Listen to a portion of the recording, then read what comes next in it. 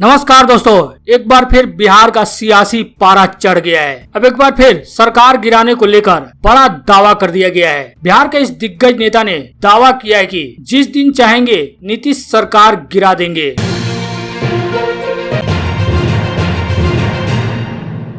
अभी बहुत बड़ी खबर निकलकर सामने आ रही है। बिहार में मोदी सरकार और नीतीश सरकार के बीच एक मुद्दे को लेकर ठन गई है। तो क्या नीतीश सरकार अब आरजेडी के साथ मिलकर सरकार बनाएंगे? यह बहुत बड़ी खबर है, आपको विस्तार से आगे इस वीडियो में बताएंगे। तो वहीं जेडीयू ने आरजेडी विधायक तेज प्रताप यादव की सदस्यता को चुनौती देने के लिए उच्च न्यायालय का रुख कर लिया है। तो क्या तेज प्रताप यादव की विधानसभा सदस्यता खत्म हो जाएगी? इसको लेकर भी बहुत बड़ी खबर सामने आ रही है। तो वहीं गोवा में बीजेपी को बहुत बड़ा झटका लगा है। गोवा के पूर्व बीजेपी मंत्री आम आदमी पार्टी में शामिल हो गए हैं। क्या कुछ है इस बड़ी खबर में आपको बताएंगे। वहीं राहुल गांधी केंद्र सरकार की तरफ से पेगासस विवाद पर बहुत बड़ी मांग की है। उन्होंने कहा है कि हर भारतीय के फोन पर मोदी सरकार नजर रख रही है। पेगासस मुद्दे पर लोकसभा में भी हंगामा हुआ और लोकसभा को स्थगित कर दिया गया। तो वहीं दूसरी तरफ पीएम मोदी की विदेश नीति धरी की धरी रह गई जब रूस ने अफगानिस्तान पर बैठक बुलाई जिसमें भारत को न्योता नहीं दिया, जबकि चीन और पाकिस्तान को आमंत्रित किया गया है। दोस्तों, आपको क्या लगता है, पेगासस मुद्दा और उसकी जांच होनी चाहिए? क्या हर भारतीयों का फोन मोदी सरकार उस पर निगाह रख रही है? आप अपनी राय कमेंट में जरूर दें। तो बढ़ते पहली बड़ी खबर की तरफ। बिहार में मोदी सरकार और जेडीयू के बीच में ठन गई है। जेडीयू ने कहा है कि मोदी सरकार मानी तो ठीक, वरना नीतीश सरकार करवाएगी कॉस्ट सेंसस। जी हाँ, बिहार में जाति आधारित जनगणना की मांग को लेकर सियासत गर्म है, जिस पर विपक्षी दल आरजेडी के साथ साथ सत्ताधारी जनता दल यूनाइटेड की भी सहमति है और इसको लेकर जेडीयू की ओर से एक बड़ा बयान सामने आया है। पार्टी का कहना है कि अगर मोदी सरकार जाति आधारित जनगणना के लिए तैयार है तो ठीक है, नहीं तो हम बिहार में जातिगत जनगणना करवाएंगे। जेडीयू सांसद सुनील कुमार पिंटो ने सीएम नीतीश कुमार के हवाले से यह बात कही। सीएम नीतीश कुमार ने एक बयान में कहा था कि जाति आधारित जनगणना के मसले को लेकर प्रतिनिधि मंडल के मिलने के लिए प्रधानमंत्री नरेंद्र मोदी को पत्र भेजा है, जिसके बाद जेडीयू सांसद सुनील कुमार पिंटो ने बड़ा बयान देते हुए कहा कि अगर मोदी सरकार जाति आधारित जनगणना करवाने को तैयार नहीं होती है तो बिहार में जेडीयू अपने स्तर से जातिगत जनगणना करवाएगी। उन्होंने कहा कि अगर भारत सरकार मोदी सरकार मान जाती है और राज्यों को जातिगत जनगणना कराने के अधिकार देने का बिल लाती है तो अच्छी बात है, नहीं तो बिहार सरकार अपने स्तर से जातिगत जनगणना कराने की तैयारी में है। तो वही दूसरी बड़ी खबर में तेज प्रताप यादव की विधानसभा सदस्यता को चुनौती। जी हाँ, जेडीयू के एक समर्थक ने आरजेडी विधायक तेज प्रताप यादव की सदस्यता को चुनौती देते हुए पटना उच्च न्यायालय का रुख किया है। याचिकाकर्ता विजय कुमार यादव ने आरोप लगाया कि तेज प्रताप यादव ने 2020 के विधानसभा चुनाव में समस्तीपुर के हसनपुर निर्वाचन क्षेत्र से अपने नामांकन पत्र में अपनी चल संपत्ति से संबंधित गलत जानकारी प्रस्तुत की थी। जेडीयू के टिकट पर चुनाव लड़ने वाले यादव ने कहा कि तेज प्रताप ने नामांकन पत्र में संपत्ति के बारे में गलत जानकारी प्रस्तुत की। वह चुनाव आयोग प्रतिद्वंदी उम्मीदवारों को धोखा दे रहे हैं, गुमराह कर रहे हैं, इसलिए मैंने अदालत से उनकी सदस्यता रद्द करने अपना प्रतिद्वंदी राजकुमार राय को घोषित करने का अनुरोध किया है, जिन्होंने चुनाव लड़ा था। तेज प्रताप यादव के वकील जगन्नाथ सिंह ने कहा कि याचिकाकर्ता ने तेज प्रताप यादव को चुनौती देने के लिए जन प्रतिनिधित्व अधिनियम 1951 की धारा 100 के तहत मामला दर्ज किया है। हम गहन अध्ययन के बाद जवाब दाखिल करेंगे। तो वहीं एक दूसरे बड़े न्यूज में गोवा के पूर्व भाजपा मंत्री आम आदमी पार्टी में शामिल हो गए हैं। जी हाँ, आम आदमी पार्टी में शामिल होने वाले पूर्व भाजपा विधायक ऐसे समय में आए जब आम आदमी पार्टी के राष्ट्रीय संयोजक अरविंद केजरीवाल राज्य में विधानसभा चुनाव के लिए कमर कस रहे हैं, जो 2022 की शुरुआत में होने वाले हैं। नाइक ने कहा कि आम आदमी पार्टी ने दिल्ली की राजनीति और शासन में बदलाव किया है। मुझे उम्मीद है कि पार्टी गोवा में भी वही बदलाव करेगी। वह दिल्ली के ऊर्जा मंत्री और आप विधायक अतिशी मौलाना की उपस्थिति में आम आदमी पार्टी में शामिल हुए, जो कि पार्टी की गोवा प्रभारी है। समारोह में गोवा के आम आदमी पार्टी के संयोजक राहुल भी मौजूद थे। फिलहाल 40 सदस्यीय गोवा विधानसभा में आम आदमी पार्टी एक भी विधायक नहीं है, लेकिन इस बार आम आदमी पार्टी तगड़े मूड में है। तो वहीं दूसरी खबर में राहुल गांधी बोले, केंद्र सरकार के हर भारतीय के फोन पर निगाह।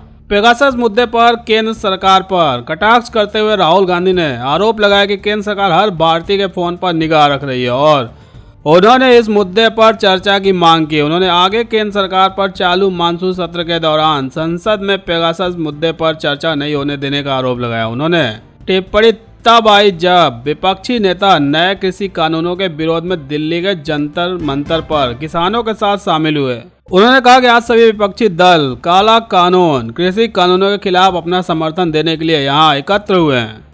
हम पेगासस पर चर्चा चाहते हैं, लेकिन वे ऐसा नहीं करने दे रहे हैं। केंद्र सरकार ने हर भारतीय का फोन इंटरसेप्ट किया है। टीएमसी, बसपा और आम आदमी पार्टी ने विरोध प्रदर्शन में हिस्सा नहीं लिया। जंतर मंतर पर किसानों को समर्थन देने पहुंचे विपक्षी नेताओं ने किसान बचाओ भारत बचाओ के नारे लगाए। इस दौरान कांग्रेस नेता मल्लिकार्जुन खड़गे, अंबिका सोनी, शिवसेना के संजय राउत, आरजेडी के मनोज झा और अन्य पार्टियों के लोगों ने भी विरोध में शामिल हुए। विपक्षी दल लोकसभा और राज्यसभा दोनों में 3 कृषि कानूनों को निरस्त करने और जासूसी के आरोप की जांच सहित अपनी दोहरी मांगों को लेकर स्थगन के लिए मजबूर कर रहे हैं। तो वहीं एक दूसरी बड़े खबर में रूस ने अफगानिस्तान पर बैठक बुलाई, जिसमें चीन और पाकिस्तान को आमंत्रित किया, लेकिन भारत को नहीं किया। इस पर विपक्ष ने हमलावर रुख अख्तियार करते हुए कहा कि अब मोदी सरकार की विदेश नीति कहां गई। अफगानिस्तान में लगातार बिगड़ते हालात को लेकर बुलाई गई इस बड़ी बैठक में रूस ने भारत को आमंत्रित नहीं किया। इस बैठक में रूस के अलावा पाकिस्तान, चीन, अमेरिका के शामिल होने की संभावना है। कतर में आयोजित होने वाली इस बैठक का नाम विस्तारित ट्रोइका है। इससे पहले भी अफगानिस्तान को लेकर हुई बैठक में रूस ने भारत को नहीं बुलाया था। उस समय भी भारत रूस संबंधों को लेकर वह तरह तरह के कयास लगा रहे थे। रिपोर्ट में कहा गया है कि अफगानिस्तान को लेकर होने वाली इस बैठक में 11 अगस्त को कतर की राजधानी दोहा में होगा। रूस ने अपनी इस कोशिशों के तहत इससे पहले 18 मार्च और 30 अप्रैल को भी बैठकें की थी। रूस अफगानिस्तान में शांति लाने और राष्ट्रीय सुलह की प्रक्रिया की शर्तें तय करने के लिए मॉस्को फॉर्मेट का भी आयोजन कर रहा है। तब भी रूस ने भारत को छोड़ बाकी देशों के इस बैठक में आमंत्रित किया था। भारत रूस पर संबंधों पर सवाल के बीच रूस के विदेश मंत्री पिछले महीने ताशकंद में कहा था कि उन्होंने भारत और अन्य देशों के साथ काम करता रहेगा जो अफगानिस्तान में स्थिति पर असर डाल रहे हैं। तो वहीं एक दूसरी बड़ी खबर में महंगाई भ्रष्टाचार के खिलाफ ताज नगरी के गली गली में समाजवादी पार्टी साइकिल रैली निकालेगी। जी हाँ, आगामी विधानसभा चुनाव को देखते हुए समाजवादी पार्टी ने सक्रियता बढ़ा दी है। छोटे लोहिया यानी जनेश्वर मिश्र की जयंती पर समाजवादी पार्टी ने समाजवादी साइकिल यात्राएं निकाली। अब ये यात्राएं गली गली निकाली जाएंगी। इस दौरान बेरोजगारी, महंगाई, भ्रष्टाचार, पुलिस उत्पीड़न आदि मुद्दे को उठाया जाएगा और इनके साथ ही सपा की उपलब्धियों और सपा की नीतियों के बारे में लोगों को जागरूक किया जाएगा। महानगर अध्यक्ष चौधरी वासिद निसार ने कहा है कि महंगाई आसमान पर है। पेट्रोल डीजल के दाम लगातार बढ़ते जा रहे हैं। बेरोजगार युवा और उनके बेरोजगारी का ग्राफ बढ़ता जा रहा है। उसके बावजूद भाजपा सरकार के कान पर जू तक नहीं रेंग रही है। कानून व्यवस्था पूरी तरीके से चौपट हो गई है। न व्यापारी सुरक्षित और न ही आम आदमी। जनता भाजपा सरकार से ऐसे परेशान है, ऐसे में लोग अब समाजवादी पार्टी से उम्मीद लगा रहे हैं। समाजवादी पार्टी भी लोगों की आवाज को उठाने के लिए सड़क पर उतर चुकी है। महंगाई, भ्रष्टाचार के खिलाफ आवाज बुलंद की जा रही है। अब जल्द ही गली गली भाजपा सरकार के खिलाफ आंदोलन छोड़ा जाएगा। इसके लिए साइकिल यात्राएं निकाली जाएगी। जल्द ही इसकी रूपरेखा तैयार की जाएगी। इन कार्यक्रमों की जिम्मेदारी तय की जाएगी। लोगों को सपा सरकार में हुए कार्यों के बारे में बताया जाएगा। साथ ही यह भी बताया जाएगा कि भाजपा सरकार किस तरह से लोगों को गुमराह कर रही है। उसने जनता से जो वादे किए थे वह उस पर खरी नहीं उतरी, जबकि सपा सरकार ने जो वादे किए थे उन्हें पूरा किया।